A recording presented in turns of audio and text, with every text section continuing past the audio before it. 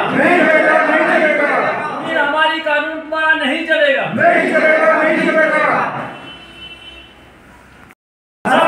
इंसाफ करो, इंसाफ करो, इंसाफ करो, इंसाफ करो, इंसाफ करो, इंसाफ करो। सबसे पहले आप मीडिया हज़रात का निहायती मशकूर हूँ कि जिस वक्त भी गरीब आवाम पर कोई नागानी आती है उस वक्त आप पेश रहते हो ताकि गरीबों की आवाज़ को उस प्लेटफार्म तक पहुँचाओ जहाँ गरीबों की आक्रासी और दादरसी हो सके। मैं आज यहाँ हम इसलिए हमारा मुद्दा ये है कि जो हाल में ही ये इंक्रोचमेंट रिमूवल का आर्डर चीफ सेक्रेटरी साहब ने इशू किया, हम इसकी पुरजोर मज़म्मत करते हैं और कंडम करते हैं।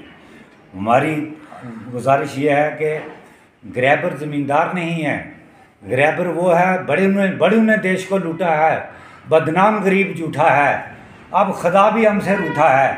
मैं आपको ये अर्ज़ करूं कि जो ज़मींदार है उसने कोई ग्रैब नहीं किया है, उसने कोई सरकार की ज़मीन नहीं ली। वक्ती कानून के तहत जिस कदर भी जो भी वक्ती गवर्नमेंट थी उन्होंने मुख्तलिफ़ स्कीमों के तहत लोगों के अराजियात दी। मैं आपको तफसीलन बयान करूँगा कि सबसे पहले ग्रो मोर फूड स्कीम के तहत गवर्नमेंट ऑफ जम्मू कश्मीर ने गरीब लोगों को ज़मीनें अलाट की। उसके बाद जो अफराद 1957-58 में रकबा सरकार पर काबिज थे उन्होंने गवर्नमेंट आर्डर LB6 CF 1958 के तहत हकूक़ मिले। मगर इसमें एक बड़ी जो गलत फहमी हुई है वो ये है कि जो लोग सरकार तक अप्रोच कर सके उन लोगों का रिकॉर्ड बन गया। जो लोग सादा लो शख्स थे, मतलब इतनी मालूमात नहीं थी उनको, उन लोगों का रिकॉर्ड मरतब नहीं हुआ।